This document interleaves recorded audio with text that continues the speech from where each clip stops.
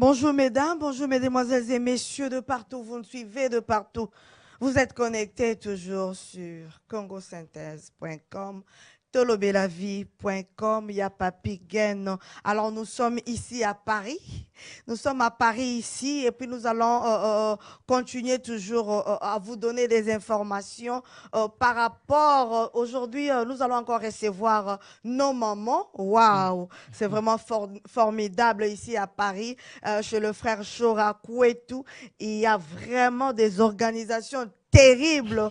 Aujourd'hui encore, une fois de plus, nous allons recevoir les mamans qui vont parler de veuves. Donc, c'est une association. Le nom de l'association, c'est Villa Samuel.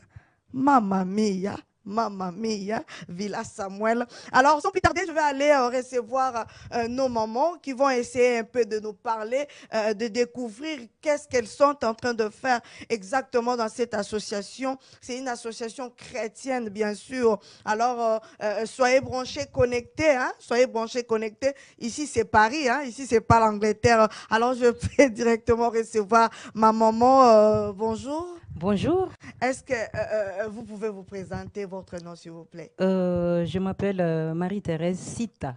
Maman Marie-Thérèse Maman Marie-Thérèse Sita. Sita. Oui, c'est ça Waouh. mon nom. Waouh. Alors, vous êtes qui dans cette association? Je suis la présidente par la grâce de Dieu. La présidente. Oui. En tout cas, ça fait combien de temps que vous travaillez dans cette association? Ça fait 12 ans. L'association fera 12 ans le 21 de ce mois d'août. 12 ans. Voilà, le mardi prochain de la semaine prochaine, l'association fera 12 ans. Waouh. C'était le 21 août 2006. C'est-à-dire que vous étiez aussi un peu, vous étiez jeune, hein? 12 ans là, oh, j'imagine. Waouh, waouh, waouh, waouh, waouh. Alors, je vais directement à mon extrême droite. Bonjour, maman. Bonjour, Votre nom, s'il vous plaît. donc je m'appelle Nadia Edong et je fais partie aussi de l'association Villa Samuel. Je suis bénévole et je m'occupe aussi de la comptabilité. Oh, la comptabilité. Oui. Donc, vous êtes comptable. Oui, je suis comptable de profession. Comptable profession. Oui. Mamma mia. Alors, aujourd'hui, vraiment, il y a à boire et à manger aujourd'hui. Ouais. Alors, je vais poser une question. Je vis ici ce que vous avez écrit. Accompagnons le veuve. Quel est vraiment l'objectif de cette association? L'objectif de cette association, c'est amener ces femmes au Seigneur. C'est les ramener, de les faire sortir de leur isolement. Je ne sais pas, les gens qui nous suivent connaissent, ceux qui connaissent l'Afrique. Beaucoup de femmes, quand ils perdent leur mari, ce sont des femmes qui sont mal vues.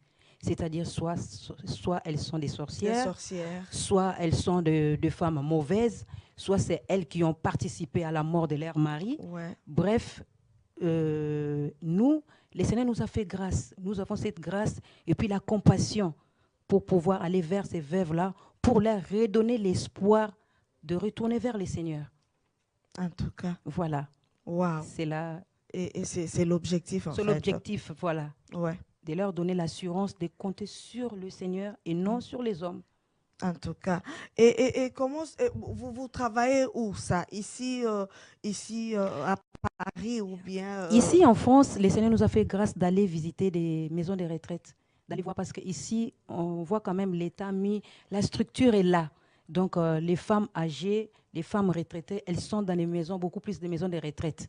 Donc, nous allons là-bas pour partager ce que dit Seigneur, partager beaucoup de choses, hein? Pas que du Seigneur, mais partager beaucoup de choses. Leur ramener aussi à avoir l'espoir aussi au Seigneur, à Dieu, quoi. Parce que ce sont des femmes aussi qui sont dans les retraites, dans les maisons de retraite, qui n'ont pas beaucoup de visites. Nous, le Seigneur nous dit dans notre... là, c'est vrai. oui, Hein? allez Surtout visiter. ici en Europe. Si nous lisons la Bible nous dit dans le livre de Jacques 1, 27, la religion pure et sans tache devant Dieu notre Père consiste à visiter les orphelins et le veuve dans leurs afflictions et de se préserver des souillures du monde. Donc, le Seigneur nous recommande ça, d'aller visiter. Donc, nous faisons des visites comme ça.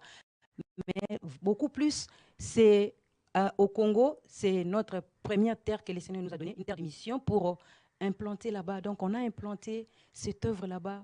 Ah, donc vous avez implanté Nous ça avons là-bas. implanté là-bas, oui. Voilà, l'association Villa Samuel. Villa Samuel. Et comment l'association fonctionne exactement?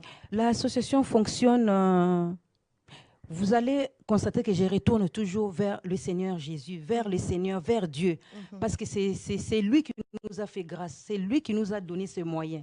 C'est lui qui est l'auteur de cette œuvre.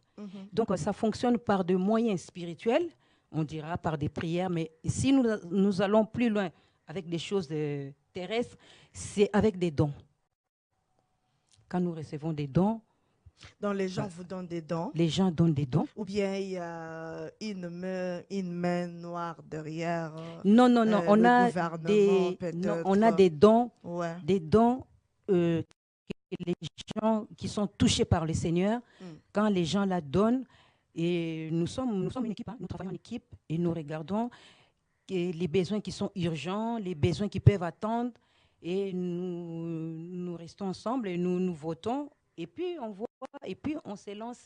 Mais beaucoup plus quand nous faisons des actions au Congo, parce que c'est là où il y a beaucoup plus de besoins, parce que nos mamans n'ont pas de retraite. Donc, c'est là que nous achetons, quand il y a des moyens, on voit que c'est les temps pour les vêtir, nous achetons des pagnes, parce que nos mamans là-bas, c'est des pagnes. On ne va pas amener un pantalon en jean pour donner à une maman de 80 ans, non. Donc, nous donnons beaucoup plus de pagnes et à manger, des denrées alimentaires, c'est-à-dire de farine de maïs, des farines de maïs, des farines de manioc, haricots. Des images. Voilà, Wow, donc vous pouvez constater ça. Wow, ça, c'était les jours de l'inauguration. Oh, c'était en quelle année? Ça, c'était... non, ça, c'était après l'inauguration. Ça, c'est il n'y a pas longtemps. C'était l'année dernière, au mois de novembre, si j'ai une bonne mémoire. Donc, on les avait vêtis. C'est pour cela. On avait acheté des pagnes. C'est pour cela elles sont en train de montrer les pagnes qu'elles ont reçus, des dons. Voilà, tout ce qu'ils ont mis là sur leurs épaules. Voilà. Et est-ce que vous leur donnez aussi de l'argent ou bien c'est seulement la nourriture? Bon, l'argent, on les donne par rapport aux besoins. Parce qu'il y en a des femmes qui sont des fois malades, hein, donc elles ont besoin d'aller voir des médecins. Ce qui n'est pas interdit dans la Bible. Donc, quand elles vont voir les médecins, elles sont obligées de payer. Donc, on leur donne. Et beaucoup souvent, avec la sagesse que Dieu nous donne, on achète beaucoup plus de médicaments. Quand ils nous ramènent des ordonnances, parce qu'on ne sait jamais, il y a toujours des choses, parce que cet argent, ça ne nous appartient pas. On est obligé aussi de justifier ce qu'on fait avec cet argent. Donc, c'est-à-dire que quand les mamans viennent avec leurs ordonnances, ça nous permet d'acheter les médicaments et autres. Et puis, on soutient aussi beaucoup plus aux veuves qui sont encore fortes, qui peuvent faire les commerces. Les commerces, voilà. Parce qu'il y en a beaucoup, elles sont déjà faibles et fatiguées. On ne va pas les envoyer d'aller travailler dans les champs, d'aller faire les commerces. Comment ils vont faire ça? Ce sont déjà des femmes fatiguées, 70 ans, 80 ans, c'est beaucoup. Donc, les jeunes, quand elles viennent nous voir, quand elles viennent avec leurs besoins, on ne les force pas, on ne force personne. Et quand elles viennent, elles nous demandent, et puis avec le peu qu'on a, on leur donne. En tout cas. Ouais. Et à peu près, elles sont au nombre de combien? On a de veuves régulières, elles sont au nombre de 154, mais à nos jours d'aujourd'hui, elles sont plus de 200 parce qu'elles ont soif de la parole. Parce qu'elles ont entendu que là-bas, c'est beaucoup plus l'accent est sur la parole du Seigneur. C'est beaucoup plus, il y a l'adoration, les gens aiment les Seigneurs là-bas. Donc, elles ont vu aussi des changements tout autour d'elles. Donc, maintenant, il y a plus de 200. Donc, il y en a plein. Mais on en a de veuves, 154 par là, que je vais vous dire, des veuves régulières. En tout cas, alors la maman comptable, comment ça fonctionne là chez vous? Et tant que comptable, c'est comment? Voilà. Merci. En tant que comptable, comme la sœur Marie-Thérèse vous a dit tout à l'heure, l'association fonctionne avec des dons. Donc, en fonction des besoins, on essaye de mettre des priorités. Donc, par exemple, on avait donné en 2014, il y avait vraiment ce projet-là. Les veuves avaient fait une prière au Seigneur. Elles voulaient un endroit pour elles parce qu'elles étaient un peu ballottées par rapport aux locations qu'on avait. Parfois, elles ne pouvaient pas se réunir ou comme elles se réunissaient à l'extérieur, la pluie tombait sur elles. Elles se Oh, mon retrouvaient Dieu. mouillées. Ouais. Donc, le Seigneur les a sorties du malheur et on ne voulait pas encore que ce malheur-là continue encore. On va dire, dans sa présence, ce n'est pas possible. Donc, elles ont vraiment crié au Seigneur et Jésus a fait grâce que des personnes puissent vraiment être touchées pour recevoir assez d'argent pour pouvoir acheter un terrain. Donc, le terrain, à l'époque, avait coûté à peu près dans les 12 000 euros. Wow. Oui, on a reçu 12 000 euros à peu près. Et après l'achat du terrain, donc Angeli. Oh, donc vous avez acheté déjà le terrain. Le terrain a été acheté. C'est formidable. Ensuite, Oui. le Seigneur a continué de faire grâce. Là, c'est en quelle année? Très longtemps? Là, c'est en 2014. Ah, en 2014. 2014. Le terrain a été acheté. Voilà. Et à partir de 2015, la construction a commencé. Oui. Et Voilà. d'où l'inauguration en février 2016. La construction est déjà finie. La construction. Oui, c'est là, il y avait les images là tout à l'heure. Ils vont montrer, j'espère. Oui. Ils vont nous aider à voir. Ça, c'est l'endroit. Ouais. C'est Angeli, ça, c'est l'extérieur. Voilà. Donc, vous allez voir, ça, c'est l'intérieur. Ouais. Donc, il y a d'autres images, je pense qu'ils vont nous mettre ça. L'inauguration. Il y a des chambres. L'inauguration. Vous avez construit exactement. Donc, on a fait un endroit où les veuves se réunissent, une grande salle, et puis on a un endroit où on peut héberger quelques veuves. Mais comme on avait vu que c'était petit, on a fait l'étage là-haut. Voilà. Oui, là-haut qui contient 3 pièces, une grande pièce et 2 chambres et des toilettes. En bas, on a 2 toilettes, 2 salles de bain et en haut, pareil, plus les chambres. Voilà. Elles sont là.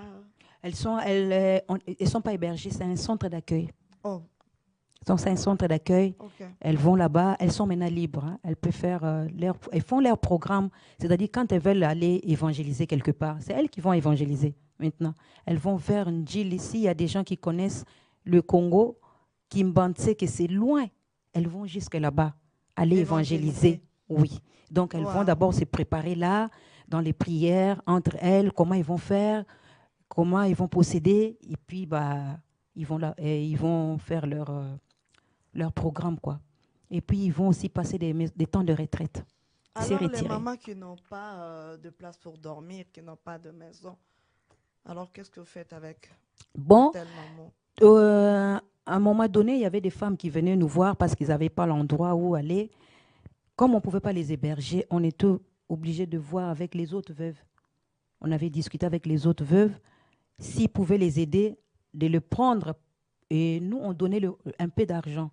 Et au fur et à mesure, on pleurait au Seigneur. Vous savez, quand une femme pleure au Seigneur avec un cœur sincère, Dieu entend.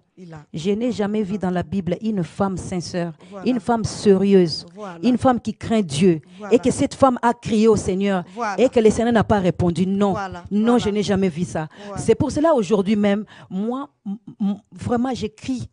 Ça, c'est mes pleurs, ça, c'est les cris de mes entrailles.